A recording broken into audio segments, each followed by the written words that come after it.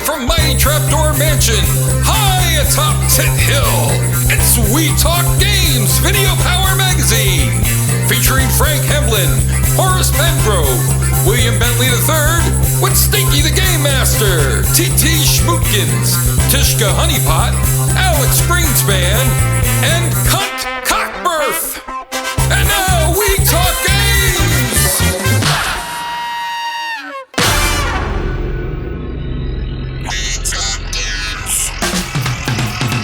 Here it comes! Yeah! We Talk Games! Full of bullshit and energy. Our focus always rambles off topic, But we keep the format anyway. TT Schmootkins, the robot sex bot. Stinky stinks so bad he smells. We take turns choosing the games that we review. Even Mario's Hotel. Come on, characters, nobody likes you. Let desire fuel your confidence. Are you ready for our Game Weekly? Come on, we talking now. And we will go. Yeah, On the we Skype go. pipe is Robo Duke. Ahoy! That is Keef me. the Robo Duke. Spelled Keef. That's right. Queefer Sutherland. I am Wiggly. I have done the voice in 2 video games. One was Super Meat Boy. The other was Guacamelee Super Turbo Championship Edition. Guacamelee, my worst take, I think. Doesn't matter. You know, whatever. Hey, they used it, man. Hey, I get my $50 either way you look at it, and free bumper sticker. Hey, and they're both good games. They're both They're both great fantastic games. Yeah, like, really good. I was shocked that I was in the game. I just did the commercial. And I do a lot of, video game commercials as well. If you don't know me, you could blow me. he's kind of a big deal, you know. I'm really big, hot shit. People, I'm all over the world hear my voice and hate it. And say I'm as annoying as... Millhouse? Yeah, I got compared to Millhouse one time. Yeah, this is why one of those internet crotch wads way back in like 2005, 2006. One of these guys that his chair stinks. Because he's farting in it all the time. Sitting there and it's Sitting in his stinky boxers. internet butt sniffers. That's what I call them. Speaking of Speed Rumblers, 1986 by Capcom, also known as Russian Crash. Not Russian Crash, Rush and Crash. I think that starred Jackie Chan and Do You Understand the Words That Are Coming Out My Mouth guy. Yeah, you got knocked the fuck out, man. He's bankrupt. Chris Tucker? Yes. Oh, poor guy. Yeah. Hey, you know who else filed for bankruptcy like 19 times? Fucking Donald Trump.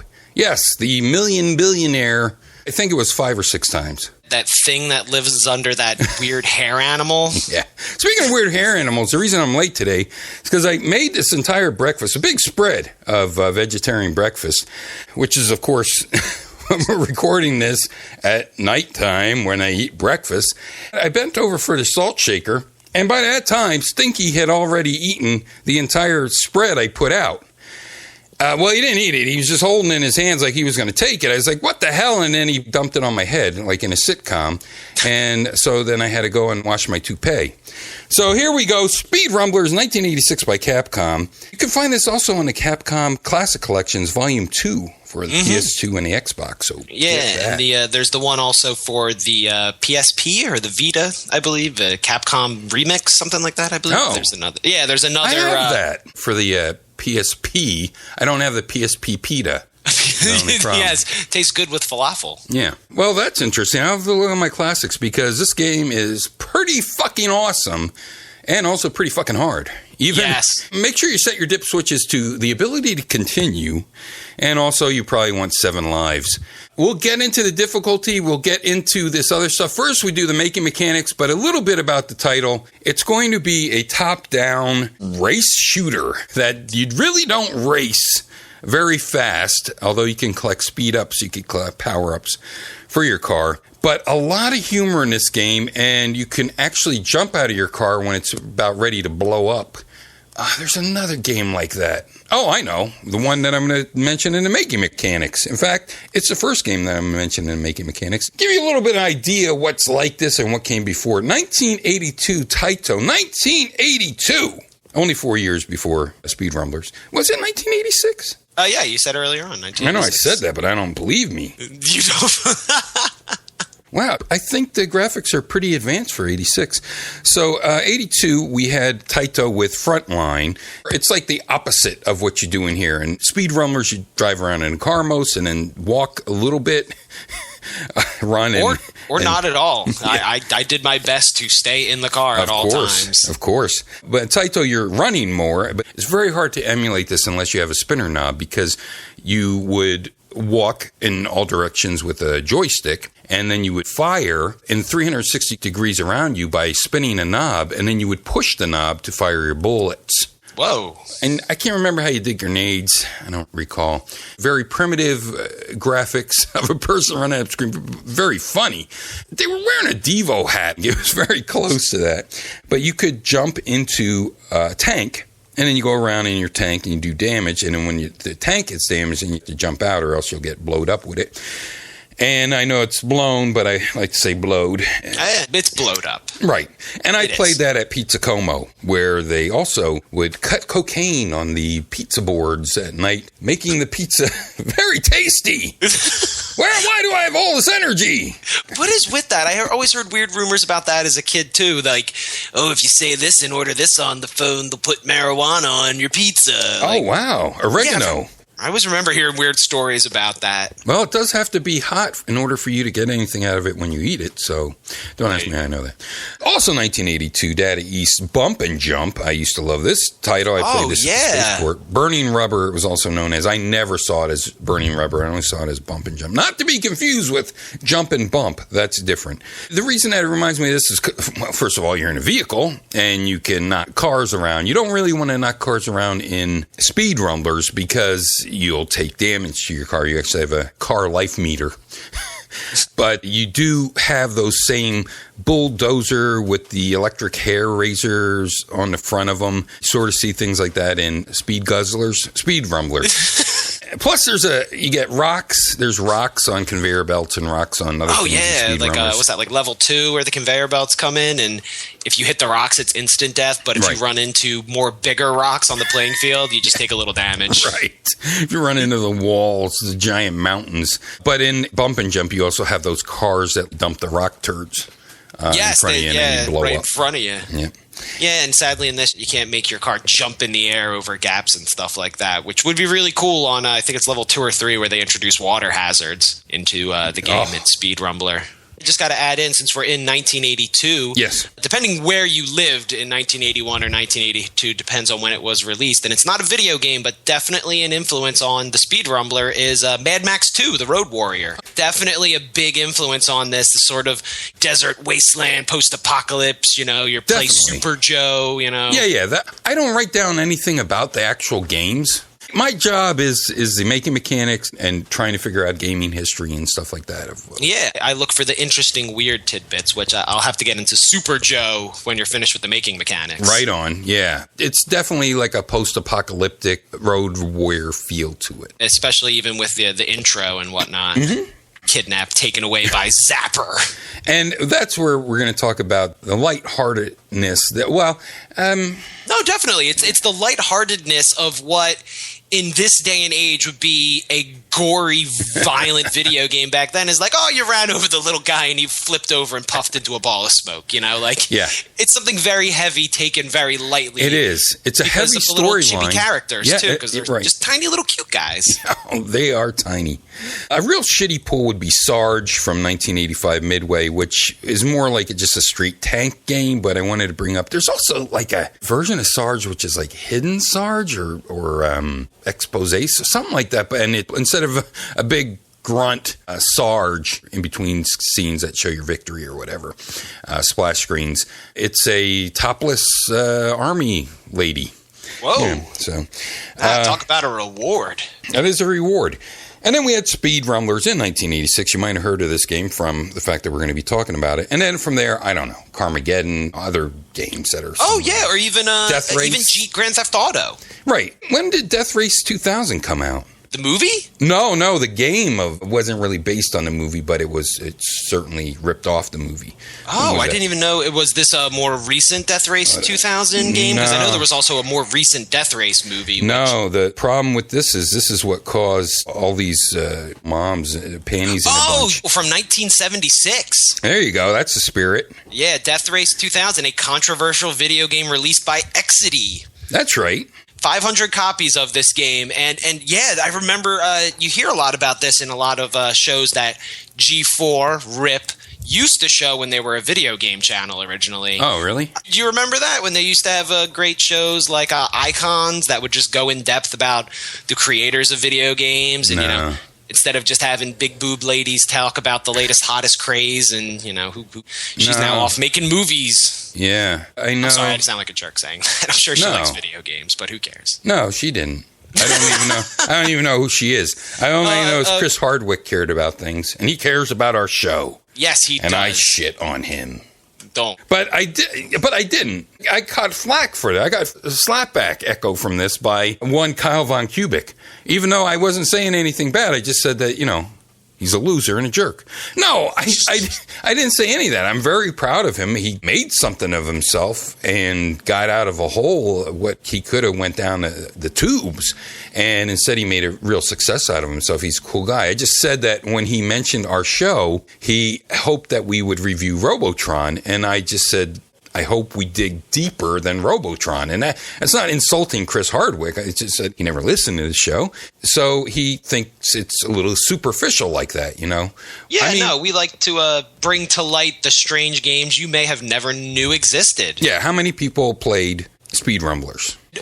Me, because I owned Capcom Classics Collection Volume 2. I guess what is this game? I don't remember playing this as a child. I guess if you had that, then it would be a different story. But, I mean, even a lot of the Capcom redos and fucking polygons, you know, you get to see those more from your digital downloads. But even with that out, I don't know a lot of people that know this title. No, I certainly didn't know about it until, like I said, it was slapped together with a bunch of other games I did know about that I wanted to play again. Right on. Okay, before we get into the game, and we're doing fairly okay on time. I like to go in at 15. I'll try to do this quickly because we already talked about 1986. But it's time for... do the horn thing. That's closer to Kyle. What the fuck's this segment called? It's called... In the realm of gaming history. We were in a big coliseum with that one. In 1986, what was going on? Let's see. I was 4. I know I was blowing a guy at the spaceport in order to get the dip switches set easier. In the arcade, we had Arkanoid and Bubble Bobble by Taito. So 2 big games that would make them a lot of loot.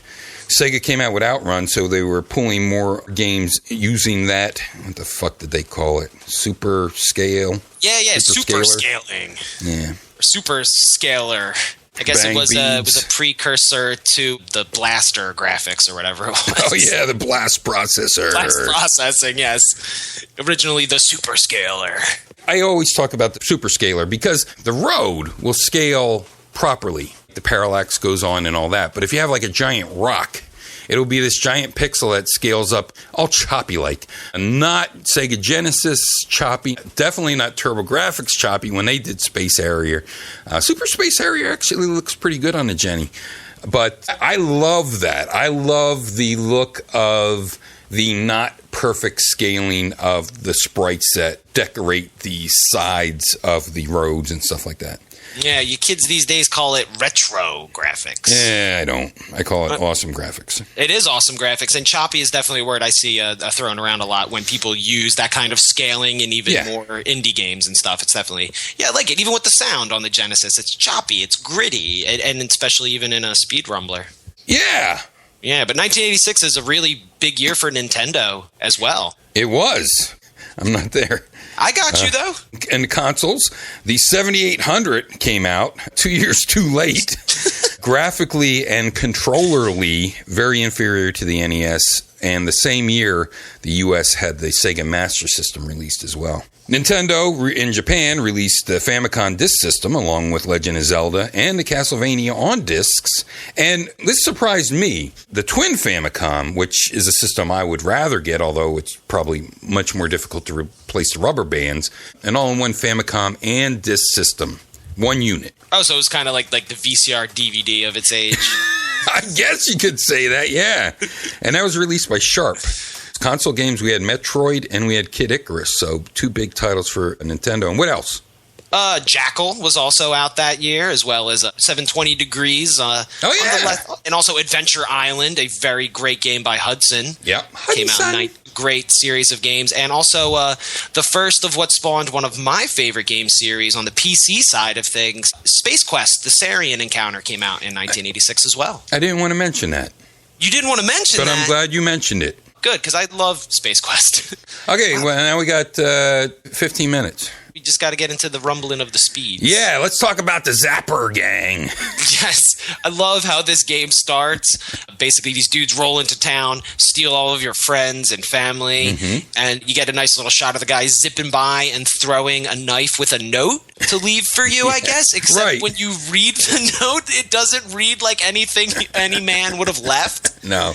As it's it's like bullet points with a typewriter, you know? It's literally telling you how to play the game. It says, in the 21st century, there is a terrorist group that attacks small towns. With only 24 hours left, your goal is to free your family and bring peace back to your hometown. And then it's signed by the villain, Zapper.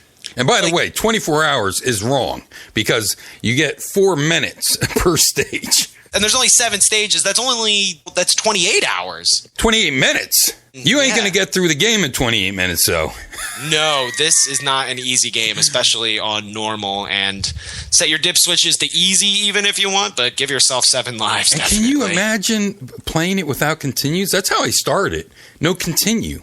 After you use up all your 3 lives that you start with on the regular mode. What? Yeah, mine was already set to continue when I first played before I messed with any of the dip switches. Because how the fuck are you supposed to get... If you were really good at this game, let's say you get to the 2nd level or 3rd level, you would turn this system over. You would Tommy the Who it into the dump. Yeah, this was a quarter guzzler. We're not going to take it. But you know what? I had to play it to the end. There's no way I was going to stop playing this game.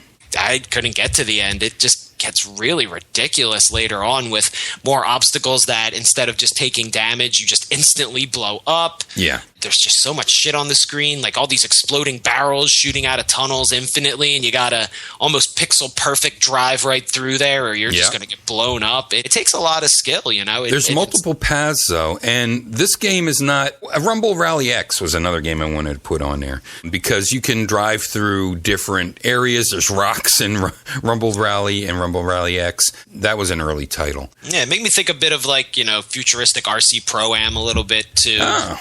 With the top-down controls. It was always weird as a kid trying to get used to those where you have to, especially on ones with tracks where, you're coming down towards the screen, but you have to hit, like you're in the car. Yeah, here's the problem with this title is, well, first of all, not one button wee action. You have 2 buttons and a joystick, and you have to push the joystick in the direction you want the car to go. There's no reverse. Yeah, no throttle button, which would have been a really big improvement. I like to have a button for gas and maybe another button for reverse, but then I guess you don't have really a fire button. But what I do like to do is, you could just push on for gas and let go for brake, actually. But I like to be able to steer left and right no matter what direction I'm facing. I'm used to doing that.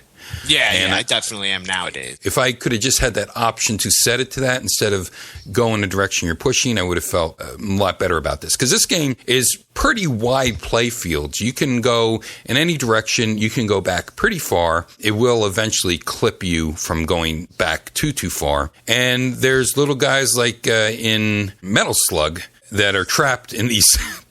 wooden boxes with bars on the cage and they're saying help, help. Yeah, they're trapped in Wild West jails. Right. When you free them, try to free them by shooting the box first because they run out. They're holding the power up or the points. And you can power up your gun. You can power up your speed. You can power up a hammer. I don't know what the hammer and the wrench, like what? Yeah. What? What do they do? Well, it is kind of hard to figure out, but I know it has to do with how many hits you can take. There's sort of like bonuses to your armor, or to your car repair, you know. But they don't repair your car. Only the life will give you the full health meter. Yes, of course. Your car. That's what makes sense. makes your car healthy again. Yeah, your car needs hearts to be healthy, not tools to fix it. Right. But where I said the humor was in this game is the B button, which makes you be able to jump out of the car and just machine gun. And when you said the beginning, when the gangsters pull up and everything, and you live in a pretty nice house. You're like in an apartment building or something. I think you'd live in a thatched hut. But these are cities, you know? He's doing pretty good for the post-apocalypse. Yeah, these are cities, and there's even a giant fountain in the one level. But you're tiny, teeny, tiny little sprites. You're like little cannon fodder people, except skinnier. So it's very funny to see them run and everything. And when you're just out of the car, the nice thing is that a lot of your villains will jump out of the car as well. You can do some rolls. You're not invulnerable when you roll like you would be with NAM 75. You can still get hit by bullets or cannonballs or fireballs or anything when you're rolling, which is unfortunate, but it does allow you to go faster. And when you shoot out a little spray of machine gun fire. Now, you have to jump out of your car when it catches on fire. You have a little way to go, and then you try to jump out of there. And then like Spy Hunter, which is another game in Making Mechanics I neglected to bring up. Which I was reminded of and completely forgot as well. Yeah. But while playing, was very reminded of Spy Hunter in sound as well. Sure, definitely. That's another thing. Like I said, I failed to write this shit down. So you're running around and you're trying to stay alive until this truck can pull up and drop your car off, which looks exactly like the car in Bump and Jump. You see the engine just like in Bump and Jump. So a lot of the car design, surprisingly like Bump and Jump. And when you reach the end of a level, it takes over auto control and you pull up to the gas pumps and Bump and Jump. Here, you pull up to a certain area and then it takes control of your car and drives you over a drawbridge. You pull up to a bunch of clones of yourself. Yeah, your crew. Your crew, all celebrating that you've made it, which I have to mention, the main character of the game is named Super Joe. Yes. Though he is not the Super Joe from Commando, Mercs, and Bionic Commando. Although, why not? I don't know why not. I guess time. Yeah, it's just like Speed Rumbler came first. He was given the nickname as the character, but according to a 30th anniversary character encyclopedia for Capcom, yes, it's just fabricated by a localization team. They're just, they never actually said they were the same, since apparently Speed Rumbler is a sci-fi post-apocalyptic game, while Bionic Commando or Commando isn't? Yeah. I don't understand. I think they could both definitely take place in the same world. Bionic Commando, definitely, yeah. No, yeah, because I was like super excited when I saw it was like, you're Super Joe. I was like, oh my God, you're the Bionic Commando. Like, or you're the guy you're trying to rescue in Bionic Commando. No, or is that in Rearmed? I don't know. Either way. Right. Yeah. Yeah, I hate the first one, so I don't know. The first Bionic Commando? Yeah, because they talk about it all the time. I thought it was going to have Steve Austin and Jamie Summers and, Rex and all that other shit. Or Arnold trying to rescue his daughter, maybe. Except he's got robot arms. Yeah, we talk about that. And him fighting like Freddie Mercury. Okay, so, yes, 21st century America. Can you believe what it's like in the 21st? I was watching this. Escape from New York, I think, took place in 2003 or 1997. I can't remember. I think it was 10 years ago or something like that for Escape from L.A., where you surfed down God, what a terrible sequel. It was, but I loved it. And I'd rather that watch surf scene is just amazing. Ninjas. Surf Ninjas? Yeah, I'd rather watch that. Oh my God, but Snake Plissken in Escape from L.A., first of all, he looks like he got stung by a bee in his face. And I love Kurt Russell, greatest American athlete, all the stuff he did with Disney and everything he did.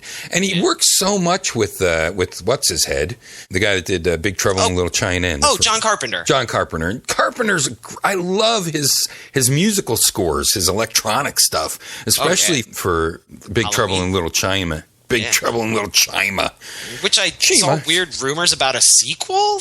Who the hell wants that? Just go watch the original. Just re-release that in theaters. I'll pay for it. Yeah, really. It's like a perfect movie, I think. Oh, yeah, definitely. It's great stuff. Just like Speed Rumbler. Yeah, Speed Rumbler is a fucking fantastic game, like I said. But incredibly difficult, and you go through different towns, and you really go through towns, and they're like Pac-Man mazes.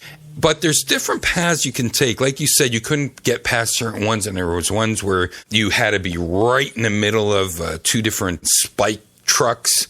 Oh, God, yeah, those ones. They suck. Yeah, and eventually there's like missile turrets that follow you. And you blow up when you hit these ones on these railroad tracks. You blow up immediately, and they're very fast. You really have to gun it to get past. Now, you could do this a lot easier if you keep your power-ups. Once you start losing your power-ups, the difficulty increases greatly, and I would always lose my power-ups. The nice thing is it's generous with checkpoints, although you have no idea when the checkpoints happen until you respawn. They don't set you back too much. No, but they set you back into places that you will definitely learn in because they're very difficult places to get past. Yeah, and I've gotten scared at some points when I respawn because it respawns you in a spot where you can see there's the holes for the barrels, and you're like, oh my god, it's going to respawn me and it's just going to start throwing shit at me, but thankfully it doesn't. If it respawns you in an area where there were enemies or obstacles, they kind of clear them out for you so you don't have to worry about them. Except the missile launchers in this one town. So, do you know the names of the towns? Because I forgot. No, I know. I know fuck. Zaptown. Zaptown is the last one. Watertown. Well, Armed Port was the hardest one for me to get past. I couldn't get past the two after it, and I could get past Zaptown. Zaptown is a fucker, and I'll tell you why. Because here's the thing about this game. Yes, you have full restarts and good spawn points. The problem is that every time you respawn, it takes 5 seconds off your time, and you only have 4 minutes to clear a stage. You're always at like 350, and you can see the drawbridge is right there because there's a little index chart on the side that's showing how far along the route you are. And you'll be there, and it'll get down to like 350, and then, you got to respawn. Boom, your shit goes down to 4 minutes, time up, and then you start the whole level over.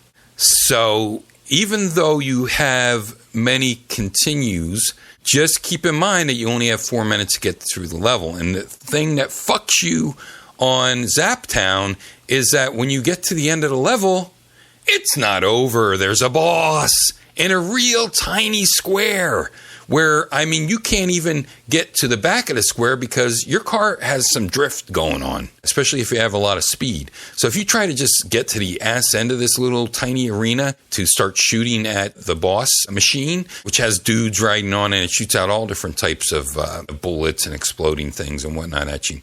They don't do a lot of damage, though. Only if you get hit by the truck, then you blow up right away. You have to save some time for that end boss or you're going to be in trouble. Also, when you jump out of the car, if you're anywhere except like in the first 2 or 3 levels, you're going to have a hard time getting back in a car because the truck that drops off your car will come into the screen, but there's so much stuff on screen that as soon as it stops to drop off your car, it will blow up. When you cross the finish line, when you cross the drawbridge, your whole pit crew comes out and celebrates you. 6 or 7 guys. They're happy that you're there. They gather around your car as if they're going to fix it or do whatever. I ran across the finish line, and I mean, I ran for I don't know how long on the one level. I don't know how I made it, but I made it, and I ran across the bridge without my car, and only 2 people come out to greet you if you run to the finish line. You start out, and it's called Town, and then it's Harbor Town, and then there's a Salt Mine Town, and then there's a Construction Town or something like that, Renovation Town, and then there's Zap World. And that's what we're going to call them. Well, I know the last one's Zap Town. Yes. Because it shows you that on the side there. Yeah, as soon as you die the first time, you'll see the listing of all the town names that you're going to eventually hit. Oh, wait. Actually, Here we go. You want the names? I do have them. The first level, your hometown, is Peace Village. That's right, because it's all peaceful. Yes. And then except for all the people killing you. Yeah, fucking Zapper shows up with his boys. And then you have Rock Valley, and then there is Stone Hill. Yes. And then there's Armed Port. That's the hardest one. for That's me. the hardest one with the missile launchers and the guys on the... Well, I don't remember. All I know it was the hardest one for me to get through. Okay, I know Stone Hill for me was hard because that Stone Hill's also the level where there's the mine carts with bombs in them that say bomb on the side. Yes, that happens a lot throughout the game. I love how a warning label in video games isn't like it just says bomb. Yeah. I love it. And then develop zone is the second to last level. I thought that was construction develop zone. Yeah, that's and a little then hard. Zap Town is And the then final level. Zap Town is hard. Wasn't the hardest level, but really cheap at the one point where I don't think this game is cheap. It's just very, very hard. Yeah. Except that one spot I told you about respawning. You respawn right in the path of a missile launcher. So immediately your health goes down and you really need it because you get to towns that have cannons then. And they're these Revolutionary War cannons. But they're purple. And those cannonballs do big damage to you. And you can shoot them, but it's very hard unless you're really powered up. The movie byline, which we still don't have a title for this gimmick, was originally going to be The Danger is Real, because the really neat thing about this game is you can play the enemies against each other. This one truck that'll destroy your armor very easily if you run into them, you can head fake some of the enemy cars so that they run into these other guys, or they run into a rock, or they run into a bomb, and they will blow up the same way you would. Oh, nice. I didn't even know you could do that. Yeah. So awesome. There's some really neat play mechanics, and I love the mechanic of you jumping out of the thing. Yeah. Because it's so tiny. The little tuck and roll he does as he jumps out is really cool. I think the big point for me I love about this game is the music is really, really good. And it has that chop and that arcade gravel sound to it that, as I've mentioned in past episodes, evokes that smoky arcade feeling to me when I hear it. Indeed. And thinking that games like Bubble Bobble and Arkanoid came out at the same year, I think this game is really progressive. I mean, Outrun came out, it looked great, but this game is deep. Yeah, you weren't shooting guys and jumping out of your car in that.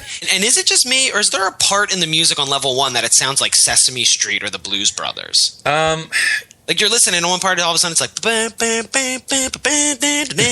I'm like, wait, one what's of these things is not like the other. Yeah, Sesame Street could be in Peacetown. That's true. I did see Big Bird, but I don't think that. That wasn't funny.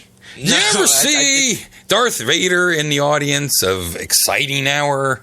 That's one of my favorite pro wrestling games. It's all like a Spider-Man, a Batman-looking guy, and there's a Darth Vader that is almost spot on a Darth Vader. They didn't really watching the wrestling match. Yep, they're in the audience cheering it on. Look that one up. So there's not much more we could say about this title. It's awesome. Play it. There's so much skill involved with it that you can actually thread the needle on this stuff. But just remember, every time you have to respawn, every time you blow up, you have another 5 seconds off your time when you respawn. And also remember that when you're in the later levels and your car does blow up, but you escaped and you're trying to run around doing things, unless you know where that next checkpoint is and think that you could sprint to it, you're better off just running into a bullet or something, because it's going to take you longer to try to run around than it would to lose the 5 seconds. But if you're near a checkpoint, run through that checkpoint and then die. Look up the arcade unit for this if you guys have a chance, because it's got a really cool glass art of like a David Hasselhoff looking guy in his car with the motor out of it, and he's got an Uzi out of the side shooting. I wonder if the car is shooting or if it's just you leaning out of the car. It's definitely Gatling guns on the car, because that's one of the power-ups. And your hand Uzi gun does not get powered up. So I think that you have an Uzi when you jump out of the car. So they probably combine that and Mad Maxed it up. Except exactly. I love old art like that, because most of the time it's nothing like the game, but it'll have the spirit of what the game is. You and I like to run long. We do. Right on. Okay, here's my byline, the new part of the show where we treat the game like a movie, and then we add the tagline, the byline to it, much like the movie Sharky's Machine was bylined, I'm Burt Reynolds. I don't know the byline to any movie. That's my problem. Or the byline to Weekend at Bernie's 2, you will believe a corpse can dance. Was that real? I don't know. It could have been. Might as well have been. It really could have been the line for that one. But nothing could be worse than Monster Squad. They ain't afraid of no ghosts, monsters, or whatever. They tried to make it this zany movie, and it was actually like a dark, serious gang of kids, like our gang, that meet up with semi-universal monsters that are going around killing people. Yeah, that was a badass movie. I love that movie, but the marketing of it was just so horrible. And even now, if you pick up a Blu-ray, which is maybe $2, $3, they'll have the same ads on the back. Hey, kids, come on, we're going to go on a trip, and we can bust ghosts that are not ghosts. Come on, kids, let's stab some vampire women in the heart. Right. And murder it's pretty them. violent, man. Watch Very the Wolfman. violent. Yeah, watch the Wolfman get blown up with dynamite. And kicked in the nards. Hell yeah, love it. Wolf dork. So here's my movie title for the Speed Rumblers. The Speed Rumblers, Escape from Armed Port. See, it ties in with the Escape from New York, and the Armed Port was the worst one. That's how that happens. My subtitle is Mad Max 5, The Speed Rumbler. I don't know. I couldn't think of that really sucks. It does suck. Okay. I mean, I just sucking. Yeah.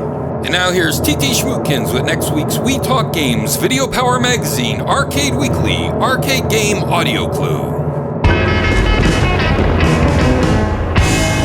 We shall see. Hello, I am TT Schmootkins. Here is next week's We Talk Games, Video Power Magazine, Arcade Weekly, Arcade Game Audio Clue.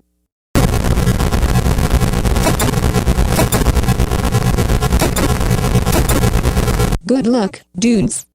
All right, here's my clue for next week's game. Oh, wait, that's my movie title. I got a good movie title. I don't really have a clue. Let me see. A clue is... I can't believe we're reviewing this game. It's a more well-known game. I'd buy that arachnid for $1. That's a really good clue. It's a good clue. Wow. My clue is, where the hell's Scarlett Johansson? Dumb. The obvious one. Yeah. All right, well, I hope that you like this. Don't be a jerk all the time. Bye-bye. We Talk Games.